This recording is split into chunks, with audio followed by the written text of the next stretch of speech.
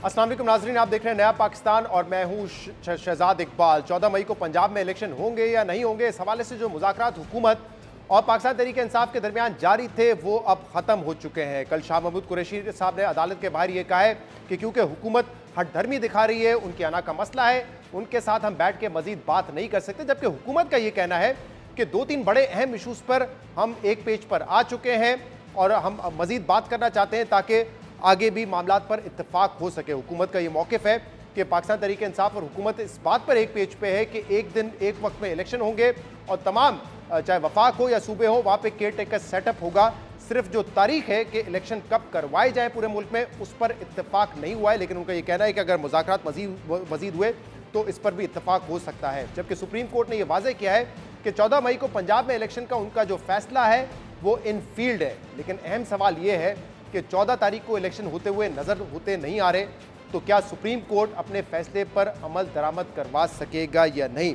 इसके अलावा पाकिस्तान तहरीक इंसाफ ने आज सुप्रीम कोर्ट से इजहार यकजहती में और ख़ास तौर पर चीफ जस्टिस उमर अता बंदयाल से इजहार यकजहती के लिए लाहौर में रैली निकाली थी। और इस रैली से खिताब करते हुए इमरान खान ने यह कहा है कि अगर 14 मई को पंजाब में इलेक्शन नहीं हुए तो वो सड़कों पर निकलेंगे। उन्होंने ये कहा है कि अगले हफ्ते से वो जलसों का सिलसिला शुरू कर रहे हैं और अगर इलेक्शन ना हुए तो फिर वो सड़कों पे निकलेंगे। 14 तारीख को अगर पंजाब में इलेक्शन ना हुए, ये उनका कहना था। लेकिन अहम बात यह है कि पाकिस्तान में इस वक्त जो सियासी अदम इस्तेकाम है, जो माशी अदम इस्तेकाम है, उस पर अब आवाज़ सिर्फ अंदर से नहीं उठ रही है, बल्कि आज चीन के वज़ीर ख़ारजा जो पाकिस्तान में मौजूद है, उनकी तरफ से भी एक अहम बयान दिया गया है। उन्होंने कहा है कि चीन इस उम्मीद का इज़हार करता है कि पाकिस्तान में सियासी क़ुव्वतें एक साथ बैठ कर सियासी अदम इस्तेकाम पर काबू पा लें ताकि हमारे साथ मिलकर दाखिली और माशी महाज पर आगे बढ़ सके। ये बहुत अहम बयान है कि अब चीन की तरफ से भी कहा जा रहा है कि जो सियासी मामलात हैं उस पर काबू पाया जाए, अदम इस्तेकाम पर काबू पाया जाए ताकि पाकिस्तान चीन के साथ मिलकर आगे बढ़ सके। और चीन का ऑब्वियसली पाकिस्तान में सियासी ताल्लुकात के अलावा जो तिजारती ताल्लुकात है, जो माशी ताल्लुकात है, वो भी गहरे हैं। हमें कर्जा भी दिया हुआ है। CPEC मनसूबा जाहिर सी बात है वो भी चीन के लिए बहुत अहम है। हम इस पर बात करेंगे, जिसके लिए हमें ज्वाइन किया है मोहम्मद मालिक साहब ने, सीनियर तजज़ियाकार और साफ़ी, और इसके अलावा सीनियर तजज़ियाकार और साफ़ी सलीम साफ़ी साहब भी हमारे साथ मौजूद है। आप दोनों हजरात का ज्वाइन करने के लिए बहुत बहुत शुक्रिया। मोहम्मद मालिक साहब, क्या आपको नज़र आ रहा है मामला कहाँ जाएगा इलेक्शन के हवाले से? आज इमरान खान साहब कह रहे हैं कि अगर 14 तारीख को इलेक्शन ना हुए पंजाब में तो हम सड़कों पर निकलेंगे, एहतजाज करेंगे। क्या आपको इलेक्शन होते हुए नज़र आ रहे हैं? और अगर नहीं होते तो आपको लगता है कि क्या सुप्रीम कोर्ट अपने फैसले पर अमल दरामद करवा सकेगी? Thank you Shahzad. लेकिन पहले मैं एक बात पे कमेंट करना चाहता हूँ। जो आपने चाइना वाली स्टेटमेंट की बात की है फॉरेन मिनिस्टर, ये बड़ी ही इंपॉर्टेंट है। लास्ट टाइम चाइना ने पाकिस्तान के इंटरनल अफेयर्स में कोई इस लेवल पे बात की थी तो 1971 में की थी। और उस वक्त के चाइनीज प्राइम मिनिस्टर ने हमें एडवाइस किया था कि ईस्ट पाकिस्तान में जो बांग्लादेश बन गया है, आप शरपसंदों में और अवाम में फ़र्क रखें वरना प्रॉब्लम होगा। फिर हमने नहीं रखा, वही हुआ। तो ये किसी चाइना जब इस तरह की बात करता है फॉर्मल लेवल पे, ये बहुत ही सिग्निफिकेंट है। और मालिक साहब, यहाँ पे कोई ये भी नहीं कहेगा उठ के कि मदाखलत है या साजिश है हमारे मामलात में। और चाइना बहुत मोहतात है इस तरह की बात करने में, इसलिए बड़े। और आज उन्होंने दो बातें की हैं। एक उन्होंने कहा कि आप आपस में करें, और दूसरा उन्होंने लिंक कर दिया है आपका मुस्तकबिल इसके साथ कि अगर चाइना के साथ आप इकोनॉमिक दबा के चीज़ें करना चाहते हैं तो ये आपको स्टेबिलिटी लानी होगी। और देखिए जो चाइना अब रोल प्ले कर रहा है, सऊदी अरेबिया ईरान में सुलह, अच्छा चाइना रशिया ताल्लुकात और बहुत डीप हो गए हैं। अफगानिस्तान में हमारे से ज़्यादा चाइना की चल रही है इस वक्त, उनकी सुनते हैं। और आज उनका वो स्टेटमेंट कि अफगानिस्तान की ज़मीन किसी के खिलाफ इस्तेमाल नहीं होगी, किसी लिए, वो उनको भी पैगाम है और वो भी हमारे हक में है, बिकॉज हमें एक प्रॉब्लम आ रहा है। So I think China is now ready to roll big time. लेकिन अब हमें भी फैसला करना होगा कि हम किस तरफ खड़े हैं। हमें अब चाइना के साथ ज़्यादा खुल के करना पड़ेगा और ये बैलेंस की बातें, लेकिन वो बहस अलग हो जाएगी। लेकिन ये चाइना का बहुत ही इंपॉर्टेंट मेरी ख्वाहिश थी कि प्राइम मिनिस्टर साहब भी किंग चार्ल्स की कोरोनेशन के बजाय अगर स्ट्रेटेजिक डायलॉग में शामिल होते तो ज़्यादा बेहतर था, अगर वो सिग्निफिकेंट समझते। एनीवे, जहाँ तक भाई 14 का इलेक्शन है शहजाद, वो तो होता नज़र नहीं आता। और मेरा ख्याल है कि सुप्रीम कोर्ट के पास भी एक बड़ा अच्छा मौका है अपने आप को भी इससे निकालने का, और दूसरों को भी। अगर ये बना बहुत बड़ा कोलैप्स हो जाएगा कि अगर सुप्रीम कोर्ट ने 14 मई की जिद लगाई, कहा कि इम्प्लीमेंट करो, हुकूमत ने ना माना तो कैसे इम्प्लीमेंट करवाएगी? वो है जो रिव्यू पिटीशन आई हुई है इलेक्शन कमीशन से। इलेक्शन कमीशन ने अपनी रिव्यू में ये इस्तदा की है कि जी तारीख डालने का सुप्रीम कोर्ट के पास राइट नहीं है, और उनने इन्हीं का फैसला पहली तारीख वाला, ये 4 अप्रैल का था, और 1 अप्रैल को कहा जी ये पहला आपने फैसला किया था, उसमें आपने हमें ही कहा कि आप लोग तारीख तय करें और फिर प्रेसिडेंट को कंसल्ट करके वो तारीख अनाउंस कर दें। तो आपने तो खुद माना था कि हमारा राइट है, वो आपने यूजर्व कर लिया।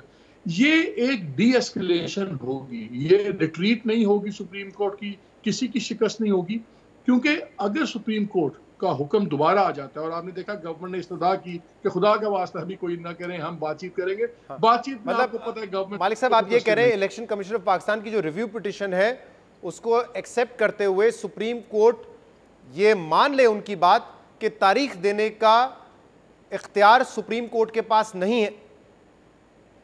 मैं ये कह रहा हूं कि ये एक वे आउट हो सकता है, बिकॉज देखिए खौफनाक चीज क्या है, 14 मई का इलेक्शन है, हुक्म आया हुआ है, गवर्नमेंट नहीं मानती, अब आपको पता है फिजिकली नहीं हो सकता, अब सुप्रीम कोर्ट कहती नहीं अब 14 को करवाएं, गवर्नमेंट इनकार कर देती है, वो बुलाएंगे, चले फिर सैक करें, किसी को निकाले, वो एक नया क्राइसिस है।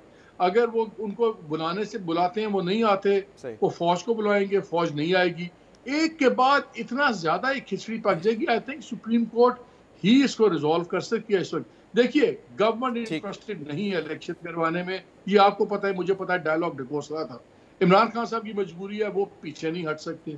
अब एक ही वेरिएबल है कि ये जो 14 मई की तारीख जहां से आई है वहीं से कुछ इसका सोल्यूशन निकल जाए, ना आइन टूटे ना एक स्ट्रक्चर टूटे, और आई थिंक ये review petition is an opening in their. सही। सलीम साफी साहब जरा आप भी बताइएगा कि अब आपको क्या होता हुआ नजर आ रहा है, क्या डायलॉग्स का कोई फ्यूचर है? और क्योंकि पहले ही कमेंट कर दिया मालिक साहब ने, जो चीन का बयान आया है जो कि बहुत अहम है, वो कह रहे हैं कि जो सियासी अदम इस्तेकाम है उस पर काबू पाया जाए।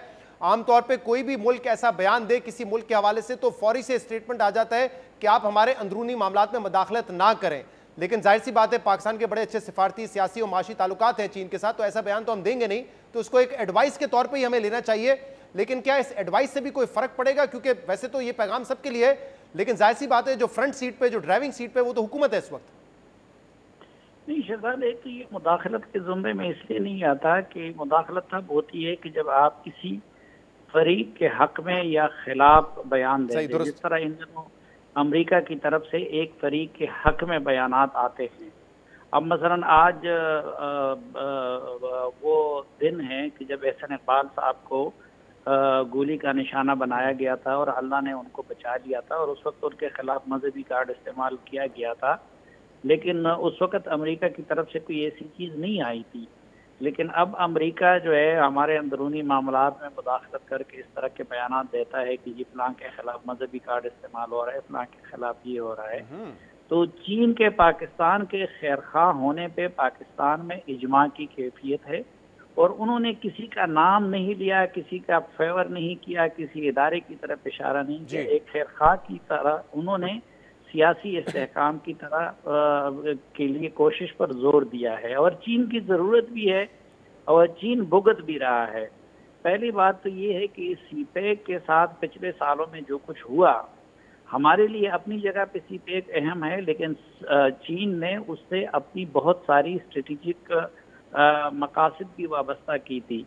अब सीपेक पे गुज़िश्ता सालों में रत्ती भर प्रोग्रेस नहीं हुआ, और अभी जब आर्मी चीफ के दौरे के बाद चीनी क़यादत दोबारा सीपेक पे अमल दरामद करने पे आमादा हुई है, तो जो चीज़ें 2015 में होनी थी वो अब होंगी, इतना वो डिले हो गया।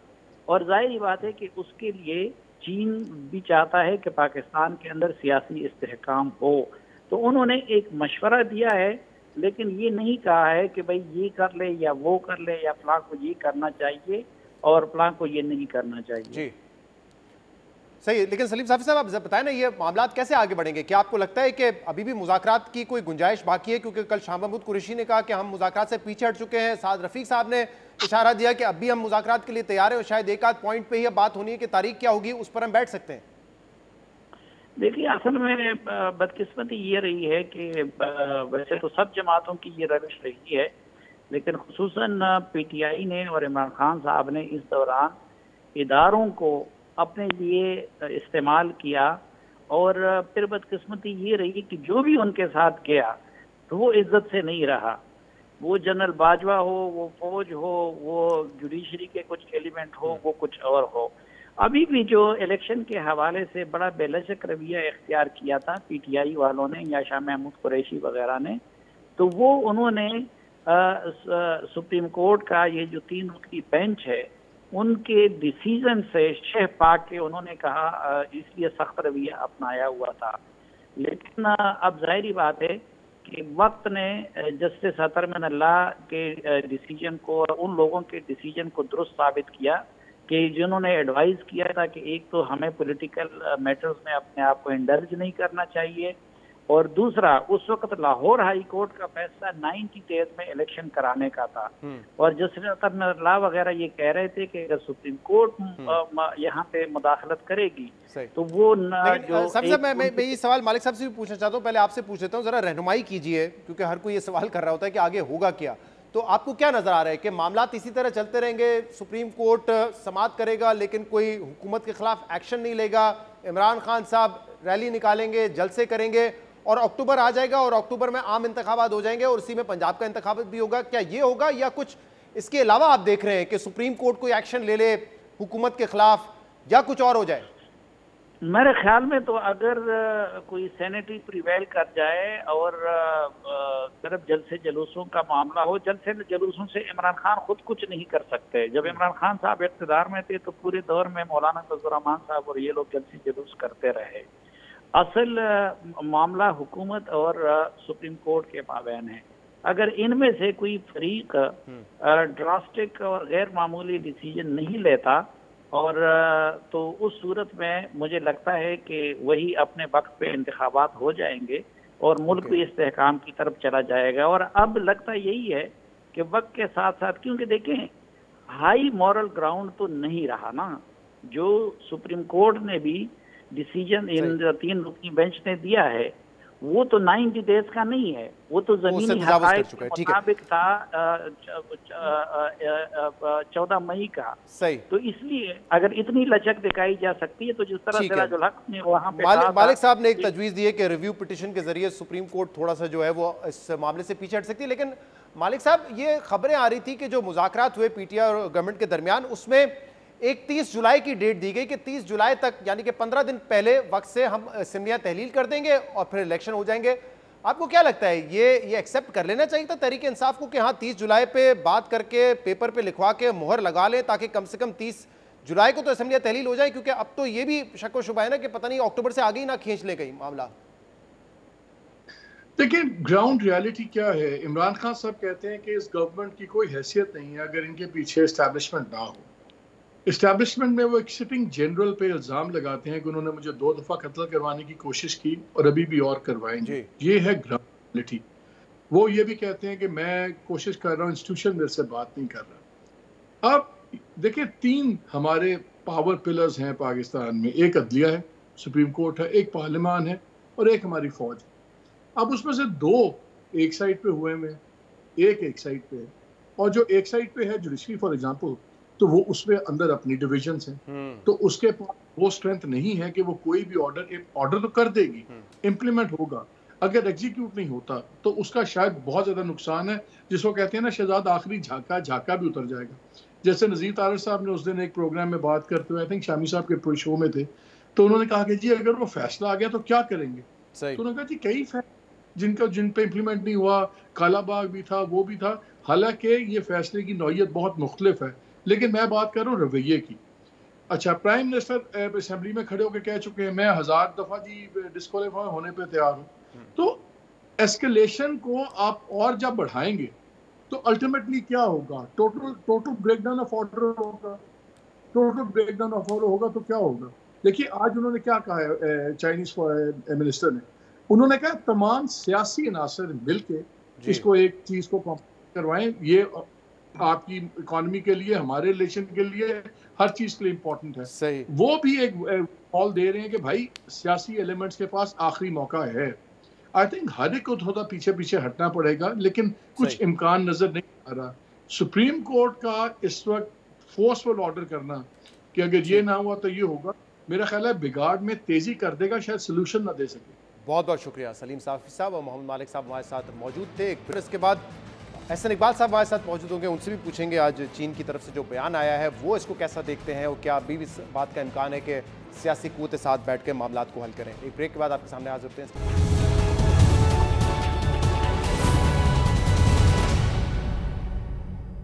वेलकम बैक नाज़रीन। आज पाकिस्तान तहरीक इंसाफ ने लाहौर में chief justice of Pakistan Umar Ata Bandial से इजहार यकजहती की रैली निकाली, जिसमें इमरान खान ने कहा है कि अगर 14 मई को पंजाब में इलेक्शन नहीं हुए तो वो मुल्क भर में एहतजाज करेंगे और जलसों का सिलसिला वो अगले हफ्ते से शुरू कर देंगे। इसके अलावा आज चीन के वज़ीर ख़ारजा का भी ये बयान सामने आया है, जिसमें उन्होंने कहा है कि सियासी क़ुव्वतों को एक साथ बैठकर सियासी अदम इस्तेकाम को ख़त्म करना चाहिए ताकि पाकिस्तान हमारे साथ मिलकर दाखिली और माशी महाज पर आगे बढ़ सके। एहसन इकबाल साहब इस वक्त हमारे साथ मौजूद हैं। बहुत बहुत शुक्रिया एहसन इकबाल साहब, आपने हमें ज्वाइन किया। क्या मुज़ाकरात की अब भी कोई उम्मीद बाकी है? क्योंकि इमरान खान तो कह रहे हैं कि सुप्रीम कोर्ट अपने फैसले पर अमल दरामद करवाए, उसके लिए आज उन्होंने इज़हार यकजहती रैली भी निकाली और कह रहे हैं कि अगर फिर भी इलेक्शन हुकूमत ने ना करवाए तो हम सड़कों पर निकलेंगे, एहतजाज करेंगे, यानी जो सियासी अदम इस्तेकाम है वो थमने का नाम नहीं लेगा।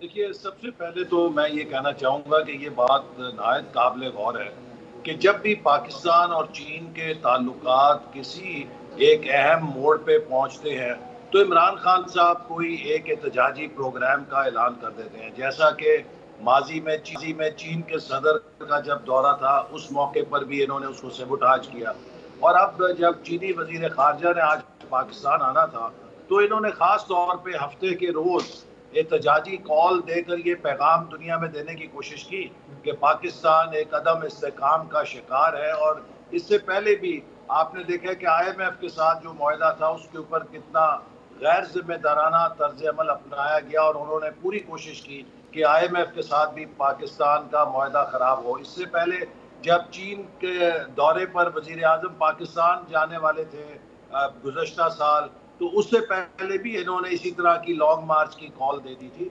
तो मुझे नहीं समझ कि इमरान खान साहब का हदफ क्या है, ये किसके इशारों पे सियासत करते हैं। और जब भी पाकिस्तान को किसी चीज़ का कोई फ़ायदा पहुंचने की उम्मीद होती है, माजी में अभी हाल ही में मैं चीन का दौरा करके आया, उसके बाद आर्मी चीफ चीन का दौरा करके आए और इस बात का इम्कान पैदा हुआ कि चीन पाकिस्तान के साथ मिलकर फिर CPEC को आगे लेकर जाएगा। तो इमरान खान साहब ने फिर आज हफ्ते के रोज़ जब चीनी वजीर खारजा पाकिस्तान में है तो एक एहतजाज की कॉल दे दी। जहाँ तक मुज़ाकरात का ताल्लुक है, देखिए मुज़ाकरात करने में हमारी पूरी कोशिश है कि कोई ऐसा हल निकले जो आइन के मुताबिक हो और जो मुल्क के हालात के मुताबिक हो। खान साहब का मसला ये है, वो कहते हैं कि माई वे और हाईवे। अब जो सुप्रीम कोर्ट का फैसला 14 मई का है वो तमाम लोग समझते हैं कि सुप्रीम कोर्ट ने नहायत उजलत में दिया, उस वक्त किसी सियासी जमात को नहीं सुना था, सिर्फ PTI के वकील को देके वो फैसला दिया। अब उसके नतीजे में सूरत ये है कि 2 सूबे सिंध और बलूचिस्तान की असेंबलियां ये रेजोल्यूशन कर चुकी हैं कि हमें पंजाब के इलेक्शन अपने इलेक्शन से पहले कबूल नहीं है, क्योंकि इससे लेवल प्लेइंग फील्ड तमाम फेडरेटिंग यूनिट्स के लिए नहीं होगी। पंजाब में जो हुकूमत आएगी वो 55% मुल्क पर काबिज होगी या हुक्मरान होगी और वो फिर अगले इलेक्शन को उस पर असरअंदाज हो सकती है। तो इसके लिए PTI को यही तजवीज़ थी कि पूरे मुल्क के अंदर एक दिन इंतखाब होना चाहिए और वो PTI ने तस्लीम भी की है। लेकिन अब अगर PTI ये कहती है कि 14 मई के लिए सिंध और बलूचिस्तान की असेंबलियों को तोड़ दिया जाए या कौमी असेंबली की तहलील कर दिया जाए, तो सवाल ये है कि अगर इमरान खान साहब ने अपनी हमाकत से या गलती से या किसी के कहने पर 2 हुकूमतें तोड़ी तो उनकी गलती की सजा सिंध और बलूचिस्तान के या कौमी असेंबली के वोटर्स को कैसे दी जा सकती है? सही, मैं तो नहीं मिलनी चाहिए कि वो तक इंतजार करें। इस पर बात करते हैं इलेक्शन की तारीख के हवाले से, लेकिन आप कह रहे हैं कि जब भी चीन का कोई इंपॉर्टेंट विजिट होता है चीन की तरफ से तो फिर इमरान खान साहब रैली एहतजाज करते हैं। लेकिन देखिए इस वक्त जो सियासी अदम इस्तेकाम पाकिस्तान में है, जिसका जिक्र आज चीन के वजीर खारजा ने भी किया कि तमाम सियासी कुव्वतों को साथ बैठ के इस सियासी अदम इस्तेकाम को ख़त्म करना चाहिए, उसके लिए इमरान खान साहब को कोई रैली निकालने की ज़रूरत तो नहीं है। पिछले 1 साल से जो इस मुल्क में हो रहा है, चीन तो बड़ा मुल्क है और हमारा पड़ोसी मुल्क है, उनको तो पता ही होगा। नौरू जैसा एक छोटा सा मुल्क जिसका कोई ताल्लुक नहीं है, उसको भी शायद पता होगा कि पाकिस्तान में इस वक्त सियासी अदम इस्तेकाम है, इलेक्शन एक मसला बना हुआ है, माशी अदम इस्तेकाम है। तो चीन को तो पता है ऑलरेडी क्या हो रहा है, उसने पाकिस्तान को कर्जा दिया हुआ है, उसने पाकिस्तान के साथ सीपैक कर रहे हैं, उनकी नजर तो है पाकिस्तान के सियासी मामलात पर।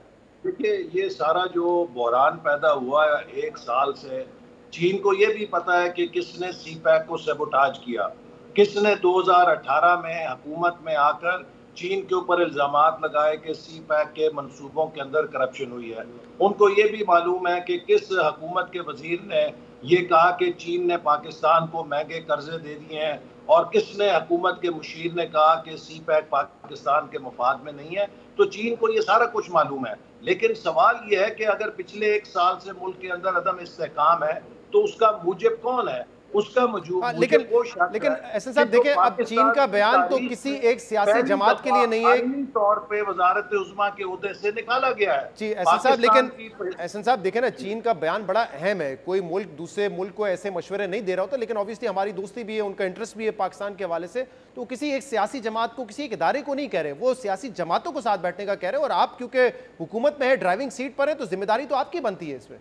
जी, तो हमने इसीलिए हुकूमत ने पीटीआई के साथ मुज़ाकरात शुरू किए, उन्हें दावत दी, और सेनेट के प्लेटफॉर्म से मुज़ाकरात हो रहे हैं। और अब भी हमारी पीटीआई से यही दरख्वास्त है कि आप मुल्क का जो मुआशी चैलेंज है उसके पेश नज़र विदाउट प्री कंडीशंस, देखिए, अगर आप मुज़ाकरात करने चाहते हैं कनपटी पे पिस्तौल रख के और कहें कि मेरी शराइत के ऊपर मुज़ाकरात हो सकते हैं, हम आपकी बात नहीं मान सकते, तो इसके ऊपर तो कोई भी मुज़ाकरात कामयाब नहीं हो सकते। उन्हें खुले दिल के साथ आना चाहिए, और जो मुल्क के मारूजी हालात हैं और जो आइन की मंशा है कि पाकिस्तान के तमाम फेडरेटिंग यूनिट्स को बराबर रखा जाए, और जिस पर वो इत्तेफाक कर चुके हैं कि इलेक्शन एक ही दिन होना चाहिए। अब सवाल ये है कि क्या इलेक्शन 16 मई को होना चाहिए, 14 मई को, या अक्टूबर के अंदर होना चाहिए। अक्टूबर में दीगर तमाम असेंबलियां अपनी मुद्दत पूरी करेंगी, तो वही एक मुनासिब वक्त है जब तक कि सिंध और बलूचिस्तान के अवाम या उनके नुमाइंदे इस बात पर इत्तफाक ना करें कि वो इमरान खान साहब की गलती की भेंट चढ़ना चाहते हैं। तो फिर एहसन इकबाल साहब, इसका मतलब अगर आप इस मौक़िफ़ पर ही हैं कि अक्टूबर में ही इलेक्शन हो, 14 या 13 अगस्त को ही असेंबलियां खत्म हो, तो फिर तो कोई लचकता आप दिखाने के मूड में नहीं है, तो फिर तो मुज़ाकरात का भी फायदा नहीं होगा। देखिए, लचक तो इसमें दिखाने की बात बाद में आती है। पहले जैसे मैंने आपसे कहा कि अगर इमरान खान साहब और उनकी पार्टी के लोग अगर मान रहे हैं कि उनसे गलती हो गई, उन्होंने किसी के बहकावे में आकर या किसी के कहने के ऊपर अपनी 2 पूंछें तोड़ दी हैं, मुझे आप बताएं कि वो दुनिया का कौन सा असूल है कि गलती कोई शख्स करे और उसकी सजा उसे ना मिले, बाकी लोगों को कहा जाए कि उसने चूंकि गलती की है तो उसकी गलती की सजा के तौर पे तुम लोग सूली चढ़ जाओ। सही। तो अगर इमरान खान साहब ने गलती की है तो वो थोड़ा सब्र करें, और अक्टूबर में जब पूरे मुल्क के अंदर इंतखाबात ड्यू होंगे तो 1 तारीख में कौमी और सूबाई असेंबली के इंतखाबात का इंतजार कर लें। ऐसे साहब, अब कल अदालत में भी, उससे पहले मुज़ाकरात के हवाले से भी आप लोगों ने ये कहा, देखिए बजट देना बड़ा जरूरी है और बजट से पहले IMF प्रोग्राम होना जरूरी है। अब ये जो माशी इस वक्त बिगाड़ है, इसमें तो आपकी हुकूमत जवाब दे ना। पिछले 7 महीने से हमें बताया जा रहा है इसहाक डार साहब की जानिब से कि अब ये हो जाएगा, स्टाफ लेवल एग्रीमेंट से IMF से हमने तमाम उनकी शराइत मान ली है, फाइनेंसिंग जो नीड्स हमारी रिक्वायरमेंट है वो भी 2 ममालिक ने अश्योरिटी दे दी है। लेकिन कल जो मिशन चीफ है उनका स्टेटमेंट है ना, वो कह रहे हैं फाइनेंसिंग नीड्स की अश्योरिटी मुकम्मल होगी तो IMF प्रोग्राम होगा, यानी 3 बिलियन की अश्योरिटी है, बाकी $2 बिलियन की अब तक अश्योरिटी नहीं है। और फिच की ये रिपोर्ट कह रही है कि अगले 2 महीने में हमने $3.7 बिलियन वापस भी कर रहे हैं। देखिए शहजाद, आपने जो बयान बताया IMF के नुमाइंदे का, उसमें ये बात बड़ी क्लियर है कि उन्होंने ये नहीं कहा कि पाकिस्तान की हुकूमत की तरफ से कोई एक्शंस पेंडिंग है जिनकी वजह से ये मुआहदा जो है अभी ड्यू है। इसमें उन्होंने पाकिस्तान की तकरीबन बिलवास्ता जो भी एक्शंस थे, हुकूमत ने जो एक्शंस लेने थे, उनकी तस्दीक कर दी है कि कोई अनफिनिश्ड आइटम नहीं है। वो सिर्फ जो बैरून मुल्क पाकिस्तान के दोस्त मुल्कों की तरफ से फाइनेंसिंग है उसके ऊपर ज्यादा यकीन चाहते हैं, और वो इंशाल्लाह चूंकि हमारे दोस्त ममालिक ने कमिटमेंट की है, वो यकीन दहानी, जो भी यकीन दहानी चाहिए वो दिला देंगे, तो ये हो जाएगा। बहुत बहुत शुक्रिया। एहसन इकबाल साहब हमारे साथ मौजूद है। एक ब्रेक शामिल करेंगे। इस वक्त वजीर खारजा बिलाल भुट्टो ज़रदारी का जो दौरा है उसके हवाले से बहुत बात हो रही है, उस पर हम बात करेंगे ब्रेक के बाद। Stay with us.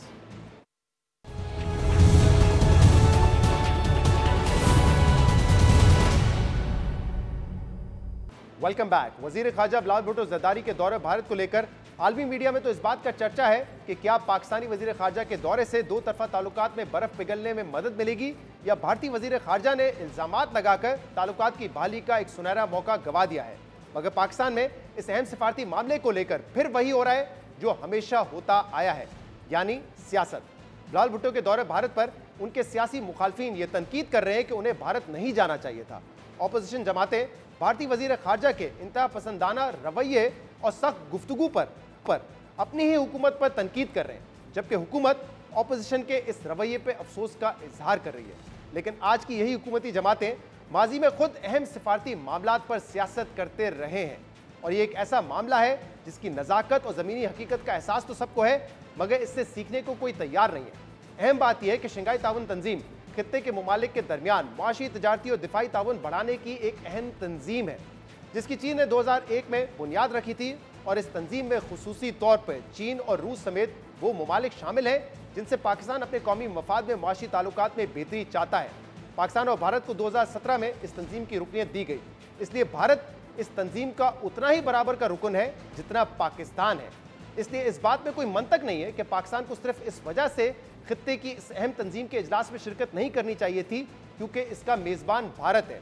और इस बात में भी कोई मंतक या दलील नहीं है कि सिर्फ भारत से खराब ताल्लुकात की वजह से खित्ते की दीगर मुल्कों और खासतौर पर चीन से बेहतर ताल्लुकात बिगाड़ लिए जाए।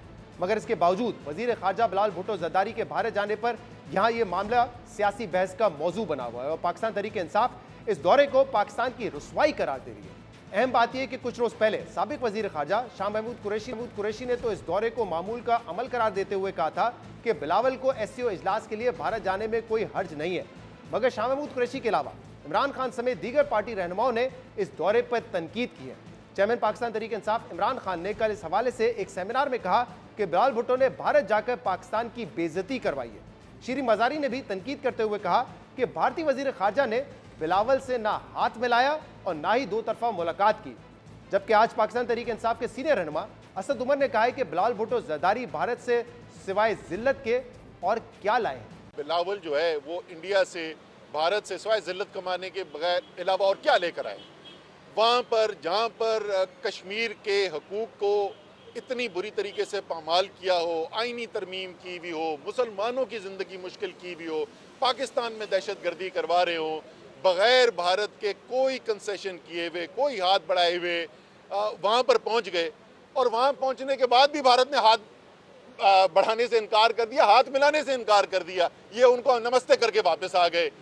उनके बयानात सुने, उनके वज़ीरों के, पूरे दुनिया के अंदर सिवाय पाकिस्तान को शर्मिंदा करने के लिए उन्होंने क्या हासिल किया है। यहाँ ये बात बताना ज़रूरी है कि शीरी मजारी और असद उमर इस बात पर तनकीद कर रहे हैं कि भारतीय वजीर खारजा जयशंकर ने बिलावल भुट्टो से हाथ नहीं मिलाया, लेकिन दर हकीकत जयशंकर ने किसी भी मुल्क के वजीर खारजा से हाथ नहीं मिलाया था, बल्कि चीन और रूस के वज़राए खारजा से भी वो नमस्ते करके मिले थे।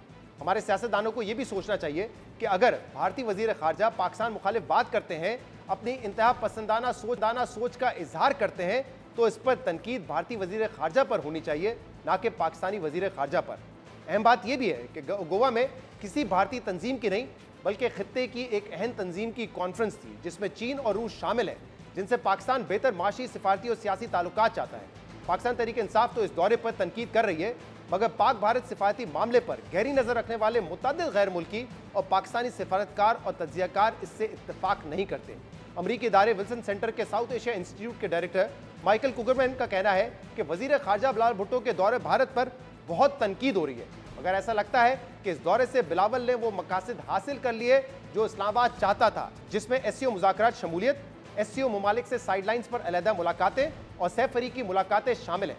इसके अलावा भारत में पाकिस्तान के साबिक सफीर अब्दुल बासित ने ट्वीट में लिखा कि वजीर खारजा बिलावल भुट्टो इंडिया टुडे को दिए गए इंटरव्यू में बहुत मुतासिर को नजर आए।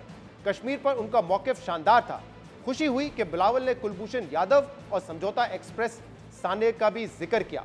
भारतीय वजीर खारजा का रद्दअमल उनकी मायूसी जाहिर करता है। कल भारतीय वजीर खारजा जयशंकर पाकिस्तान पर दहशतगर्दी के इल्ज़ामात लगा रहे थे, लेकिन कल ही बिलावल भुट्टो जरदारी ने पाकिस्तान पर लगने वाले इल्ज़ामात का भरपूर जवाब भी दिया। भारतीय न्यूज़ चैनल इंडिया टुडे को दिए गए इंटरव्यू में वजीर खारजा बिलावल भुट्टो जरदारी मुकम्मल तौर पर तैयार नजर आए।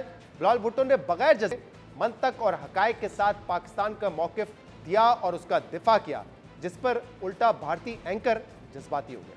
वजीर खारजा बिलावल भुट्टो जरदारी ने भारतीय जासूस कुलभूषण यादव की दहशतगर्द सरगर्मियों का जिक्र किया। समझौता एक्सप्रेस साने में भारतीय किरदार को बेनकाब किया और भारत से मुज़ाकरात से पहले मकबूजा जम्मू कश्मीर की खसूसी हैसियत बहाल करने का पाकिस्तानी मौक़िफ़ भी दोहराया।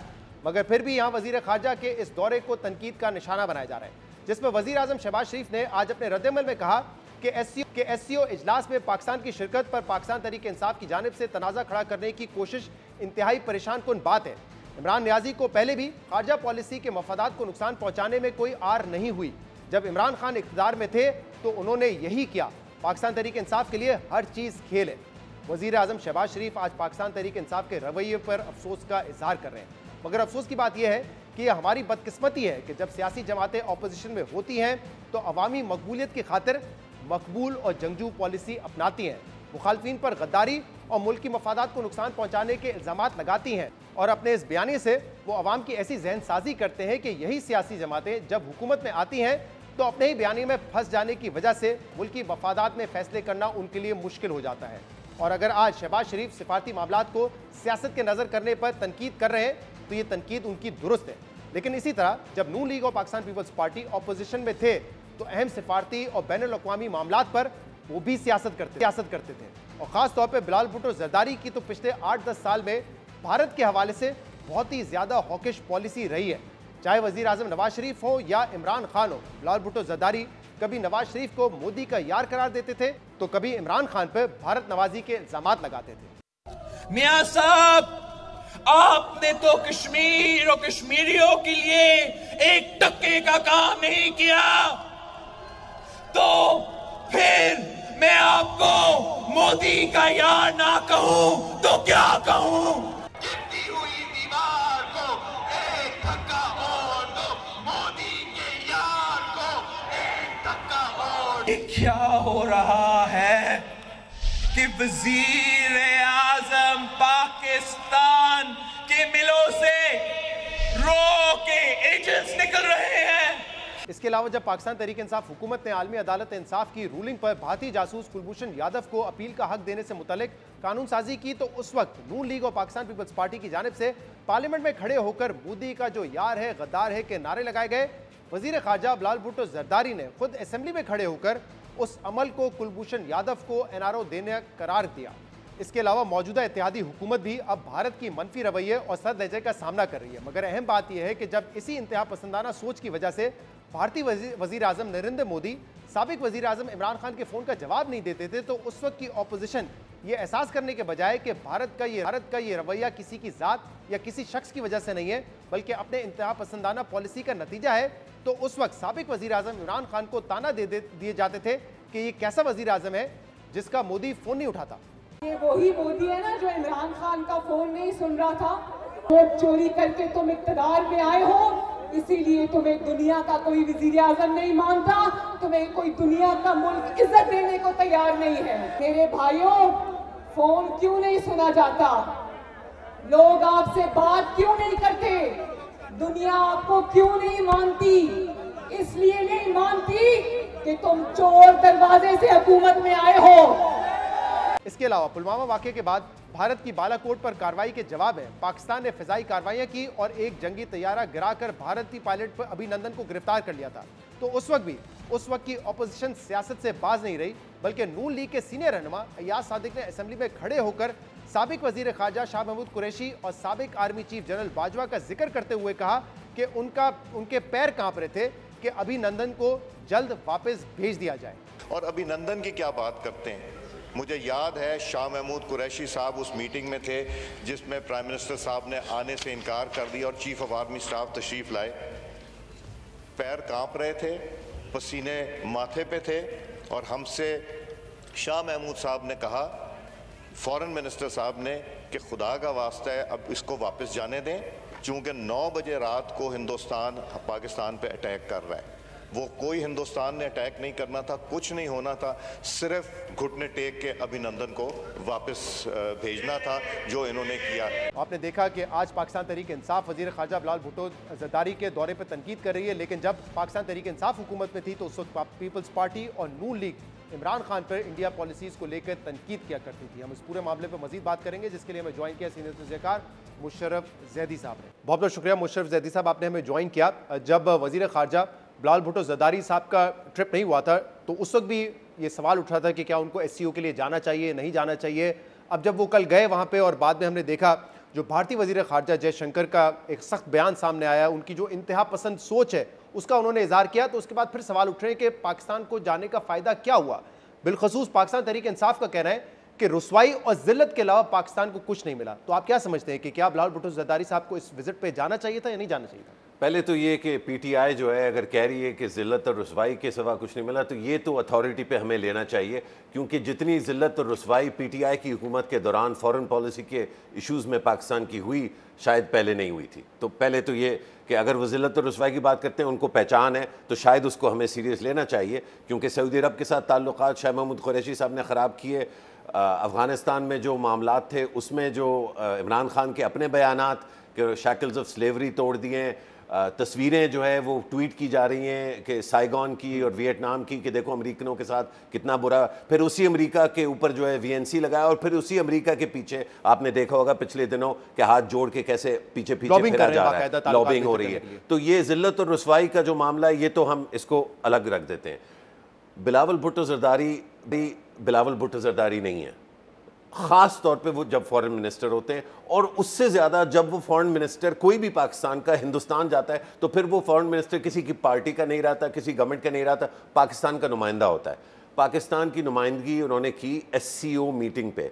बार बार हुकूमत ने यह वाजे किया और बिल्कुल ठीक किया कि हम हिंदुस्तान से मिलने नहीं जा रहे, कोई बायलैटरल कोई इसका एक एंगल, एक जर्रा बराबर भी इसका। हाँ, क्या इधर कुछ पाकिस्तानी बहन भाई हमारे जो चाहते हैं कि ताल्लुकात बेहतर हो, वो एक्साइट हुए? बिल्कुल हुए। हमने टीवी पे देखा कि जो वो सोच रखते हैं उनमें मैं अपने आप को भी शामिल करता हूं कि हम ये चाहते हैं कि हिंदुस्तान के साथ ताल्लुकात बेहतर हो।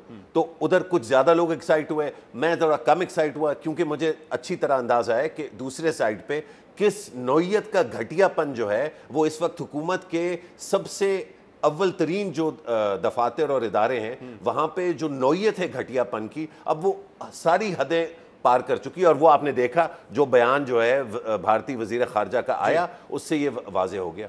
सही है। तो ये इसलिए भी इंपॉर्टेंट था क्योंकि ऑब्वियसली इसमें रूस भी था, चीन तो ऑब्वियसली उन्होंने इनिशिएट किया एससीओ, और हम दोनों से ताल्लुकात बेहतर चाहते हैं। चीन से तो वही हमारे ताल्लुकात तजारती, सिफारती, सियासी, हम चाहते हैं कि रशिया से भी हमारा जो ट्रेड है वो बढ़े, हम कोशिश कर रहे हैं कि उनसे हमें डील मिल जाए ऑयल के हवाले से। तो इस लिहाज से भी इंपॉर्टेंट था कि उसमें दूसरे ममालिक भी थे, बिलखसूस चाइना जिसने इनिशिएट किया एससीओ। देखिए, चीन और रूस के साथ ताल्लुक़ अच्छे रखना एक बुनियादी जो है सुतून है एससीओ का। तो वो तो तय है कि अगर चीन और रूस ने कहा है कि भाई एससीओ पे ये इंडिया पाकिस्तान वाला मामला, हमें पता है आपको उनके साथ मसला है, लेकिन एससीओ पे इसको ना लाएं, एससीओ पे आप एससीओ की बात करें, रीजन की बात करें। तो एक तो ये वजह होगी, लेकिन दूसरी जो बड़ी वजह है, बहुत अहम वजह, वो ये कि एससीओ जो है वो तिजारत पे फोकस नहीं है, वो कनेक्टिविटी पे फोकस नहीं है, वो किस चीज़ पे फोकस्ड है। जो इस वक्त इस खित्ते में पाकिस्तान के लिए सबसे ज़्यादा तरजीह रखने वाला इशू है, उसका फोकस एससीओ का और पाकिस्तान का एक ही, और वो क्या है? टेररिज्म और सिक्योरिटी। सबसे ज़्यादा जो असर हुआ है टेररिज्म का वो पाकिस्तान के ऊपर हुआ है। सबसे ज़्यादा कामयाबी टेररिज्म के ख़िलाफ़ इस पूरे खित्ते में अगर किसी मुल्क ने हासिल की है वो पाकिस्तान ने की है। और इस वक्त जो टेररिस्ट ग्रुप्स हैं, चाहे वो अफ़गानिस्तान में हो, पाकिस्तान में हो, दूसरे ममालिक में हो, उनका तोड़ जो है वो अल्टीमेटली पाकिस्तानी है। तो एससीओ में एक कलीदी किरदार जो है वो पाकिस्तान का था, है और इंशाल्लाह रहेगा। अच्छा, इस वक्त जो हम एक रवैया पाकिस्तान तहरीक इंसाफ के दीगर रहनुमाओं का देख रहे हैं, जिसमें असद उमर, शीरी मज़ारी साहिबा हैं, अब यहाँ पे एक मसला ये है ना मुशर्रफ ज़ैदी साहब कि हमारी यही सियासी जमातें जब अपोजिशन में होती हैं तो पॉपुलिज्म का शिकार होती हैं, मकबूल बयानियाँ बनाते हैं। इसी तरह हमने देखा जब कुलभूषण यादव का मामला था तो पीपल्स पार्टी कह रही थी कि हम वो लेजिस्लेशन नहीं करेंगे, जबकि इंटरनेशनल कोर्ट ऑफ जस्टिस ने कहा था कि आपको लेजिस्लेशन करनी है और उनको काउंसिल एक्सेस देना है। अभिनंदन को छोड़ने का मामला, उस पर आवाज़ें उठती है कि क्यों आप गुड जैसे शो कर रहे हैं, आपको कम से कम कुछ दिन रखना चाहिए था, नेगोशिएट करना चाहिए था।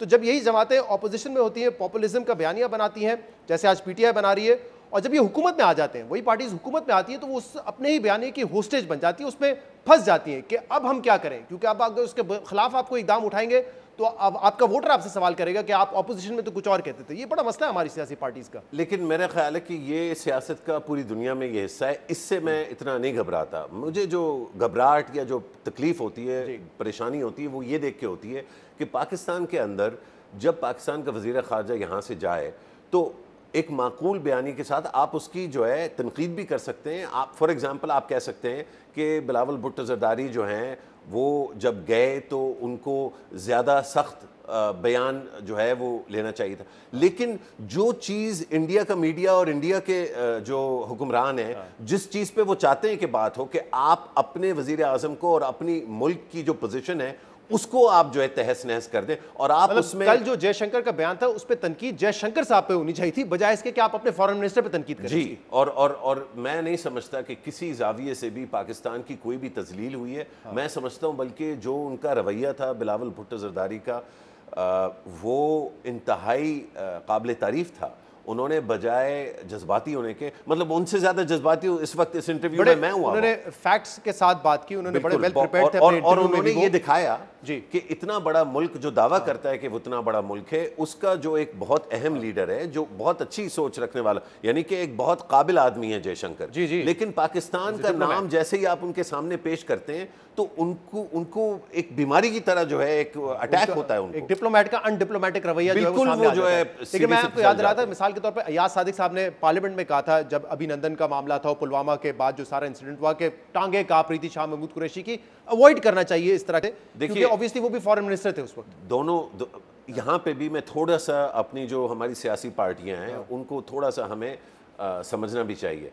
बहुत कम ममालिक हैं जहाँ सियासी पार्टी के लीडरों के ऊपर कॉन्स्टेंटली उनकी लाइफ थ्रेट के हो, जिस तरह पीटीआई वाले समझते हैं कि इमरान खान की, और मैं समझता हूँ उनको गोलियां लगी हैं तो उनकी लाइफ अंडर थ्रेट है, उनके ऊपर केसेस हैं, उनके ऊपर जेल की थ्रेट है। इसी तरह जब अयाज सादिक ये काम कर रहे थे तो उनके लीडर को मुल्क जो है, मुल्क से बाहर जो है वो थे या जेल में थे, उनकी पार्टी की दूसरी बड़ी लीडर जेल में रहीं, जो इस वक्त वजीर आज़म है वो जेल में रहे। तो ये जो हम अपने सियासतदानों के साथ, और सियासतदान खुद इसका सबसे बड़ा जो है वो जिम्मेदार हैं कि वो एक दूसरे को जेल में फेंकते रहते हैं, तो फिर जब वक्त आता है मुनज़्ज़म होने का, एक दूसरे के साथ मिल बैठने का, तो वो ये ख्याल नहीं रखते कि यार ये वो वक्त है जहां हमने मुनज़्ज़म होना है। वो कहते हैं कि जो मौका हमें मिलेगा हम तनकीद करेंगे दूसरी साइड की। अब मैं ज़रा इस पाकिस्तान और इंडिया की जो इस वक्त ताल्लुकात है उस पर बात करना चाहता हूँ, क्योंकि पाकिस्तान की एक स्टेटेड पोजीशन है जो बिलावल साहब ने कल दोहराई भी, कि जो 5 अगस्त 2019 की पोजीशन थी उस पर आप वापस आ जाएं, तब हम आपसे बातचीत करेंगे, उसके बगैर बातचीत नहीं होगी। अब सवाल यह है मुशर्रफ साहब कि भारत क्यों अपनी पोजीशन से पीछे हटेगा? जो भारत ने किया 370 खत्म करके, वो तो उनके बीजेपी के मंशूर का अपना हिस्सा था, तो भारत तो उससे पीछे नहीं हटेगा। एक ही तरीका नहीं है पीछे हटाने का कि हम उनसे बात करें, उनसे इंगेज करें, गिव एंड टेक हो, उनको कन्विंस करें कि आप इससे पीछे हटें, अदरवाइज तो पीछे नहीं हटेगा, और वो पीछे हटेगा नहीं तो हम बातचीत कैसे करेंगे? नहीं, मेरा नहीं ख्याल शहजाद के बातचीत इस वक्त हिंदुस्तान से हो सकती है। ओके, अगर आपने बहुत अच्छा किया, आपने बीजेपी और आरएसएस का मंशूर और उनकी जो सोच है उसका तज़किरा किया, उसमें आपको शायद ये भी इल्म हो कि पाकिस्तान के जो अहम तरीन हिस्से हैं, गिलगित बल्तिस्तान, आज़ाद जम्मू और कश्मीर, इनको हिंदुस्तान पाकिस्तान का हिस्सा नहीं मानता। ये आपको भी पता है, व्यूअर्स को भी पता है। बीजेपी तो वैसे पाकिस्तान को ही नहीं तस्लीम करती थी जनाब। तो अगर वो अपने मंशूर में उन्होंने ये लिखा हुआ था कि वो करेंगे, और हम ये कहें कि क्योंकि इन्होंने मंशूर में लिखा हुआ था और उन्होंने वो किया, तो हमें अब वो उसको नज़रअंदाज करते हुए बातचीत करनी चाहिए, तो कल को अगर वो हमला करके हमारे किसी खित्ते पर जो है, हमारी 1 इंच ज़मीन भी जो है पाक सरजमीन के ऊपर जो है वो कब्जा करते हैं, तो क्या उस वक्त भी हम कहेंगे चलो यार आपने कब्जा तो कर लिया और आप उसको इंडिया कहते हो, तो हम ज्यादा शोर नहीं मचाते? कि जो आर्टिकल 370 उसको हम खुद तस्लीम नहीं करते थे, हम तो आर्टिकल 370 के हवाले से इसलिए आवाज उठा रहे थे ताकि जम्मू कश्मीर के मुसलमानों को तकलीफ ना हो। हम आर्टिकल 370 को क्यों नहीं तस्लीम करते? क्योंकि हम हिंदुस्तान की वहां पे जो कब्जा हुकूमत है, कब्जा है, उसको नहीं तस्लीम करते। देखें शहजाद, एक ज्यादा हमें जरा थोड़ा सा अगस्त 5 2019 से थोड़ा पीछे भी हटना होगा, और डिपेंड करता है कितने पीछे हटना है। हम जा सकते हैं फरवरी 2019 में, जब हिंदुस्तान ने इस मुल्क पर हमला किया और हमारी बढ़ाई थी कि हमने उनका पायलट वापस दे दिया। हम आगे थोड़ा बढ़ सकते हैं उससे और देख सकते हैं कि उनका ब्रह्मोस मिसाइल पाकिस्तान में गिरा, हमने शोर नहीं मचाया, हमने वापस हमला नहीं किया। लेकिन जो सबसे अहम चीज़ है शहजाद, इस वक्त हिंदुस्तान में जो सोच है, सिर्फ हुकूमत की नहीं, हिंदुस्तानी अवाम की भी बहुत दुख और अफसोस। बड़े ग्रेट लोग हैं, मैं क्योंकि मैं बहुत दफ़ा हिंदुस्तान गया हूँ, मेरा बड़ा आना जाना रहा है, मेरी दोस्तियाँ हैं हिंदुस्तान में, बहुत अच्छे लोग हैं, बिल्कुल हमारे जैसे लोग हैं, हमारी कोई ऐसा सच लड़ाई नहीं होनी चाहिए। लेकिन उनके दिलों में मुसलमानों के लिए और पाकिस्तान के लिए इतनी सख्त नफरत है कि उस नफरत के साथ बाकायदा निगोशिएट एक करना। जहनसाजी की जा रही है, उनका सोशल फैब्रिक ही बदल दिया है। तो अब आप बताइए कि उस सोशल फैब्रिक के साथ क्या लेकिन निगोशिएशन? मेरा सवाल इस कॉन्टेक्स्ट में था कि अब हम देख रहे हैं दुनिया भर में, मिसाल के तौर पे चाइना और इंडिया की मिसाल ले रहे हैं, बॉर्डर कॉन्फ्लिक्ट उनका भी है, लेकिन वो समझते हैं कि ट्रेड जो है वो अपनी जगह पर रहना चाहिए। अरब ममालिक की मिसाल आप इजराइल से ले लें, बॉर्डर कॉन्फ्लिक्ट्स है, लेकिन वो कहते हैं कि हमें उनके साथ बातचीत करनी चाहिए, डिप्लोमेटिक रिलेशनशिप भी 2-3 कंट्रीज से शुरू कर दिए। ये आपके ख्याल में नहीं होना चाहिए कि हम बॉर्डर कॉन्फ्लिक्ट को अपनी जगह पर रखें, कश्मीर के मसले से पीछे बिल्कुल ना हटें, लेकिन जो दूसरे सियासी मामलात हैं, एंगेजमेंट से वो शुरू की जाए? मैं तो जैसे आपको ऑलरेडी पता है, पिछले 20 साल से ट्रैक 2, ट्रैक 1 हुकूमत में जब फॉरेन ऑफिस में था तब भी इसमें बड़ा जो है हमने बड़े दिल लगा के इस पे काम किया। जो वीज़ा डील थी 2012 की, उसमें जो है हमने काम किया। वैसे मुसलसल जो है इंडिया के जो लीडर्स हैं, सिविल सोसाइटी के, एकेडमिक्स, जर्नलिस्ट, उनके साथ हमारा रब्ता रहता है। और उधर भी अच्छे लोग हैं, उधर भी क्या, उधर बहुत सारे अच्छे, इतना बड़ा मुल्क है। मैंने कहा ना कि इशू ये नहीं कि बहुत ख़राब मुल्क है, लेकिन उनके दिल में और उनके सोच में पाकिस्तान के लिए जो नफ़रत है, वो जब हम उसको कंपेयर करते हैं इंडिया चीन के साथ, तो वो नफ़रतें जो इंडिया और चीन के दरमियान है वो बड़ी सतही हैं यहाँ। हाँ, हुकूमती लेवल पे। यहाँ पे उन्होंने अपने लोगों में जहर डाला। Right now is not the right time. मैं ये भी एक चीज़ कहूँ, क्योंकि ये पाकिस्तानियों को थोड़ा खुद का भी जो है जायज़ा करना चाहिए। इन नफ़रतों में एक किरदार जो है हमारी पॉलिसीज़ का भी रहा है। हम बहुत सारी वो चीज़ें, हमसे कुछ गलतियाँ हुई हैं पास्ट में जो हमसे नहीं होनी चाहिए थी, और उन गलतियों ने मौका दिया जो नफ़रत के जो मर्चेंट्स हैं, जो ताजर हैं नफ़रतों के हिंदुस्तान में, उनको हमने मौका दिया प्लेट में डाल के कि ये देखो और नफ़रतें बढ़ाओ। तो वो तस्लीम करना कि हमारी भी इसमें कुछ कोताहियाँ हैं, और ये तस्लीम करना कि हिंदुस्तान से अगर बात होगी तो 2 इक्वल कंट्रीज़ की बेसिस पे बात हो सकती है। ये नहीं हो सकता कि क्योंकि हिंदुस्तान के पास ज़्यादा पैसे आ गए हैं और उनकी टोर जो है वो बड़ी जो है चौधरी वाली है, तो हम बिल्कुल झुक के उनसे बात करें। ये नहीं हो सकता। बहुत बहुत शुक्रिया। मुशर्रफ जैदी साहब हमारे साथ मौजूद थे। नाज़रीन, आज के प्रोग्राम में इतना ही। शो से इजाज़त दीजिए। अल्लाह हाफ़िज़।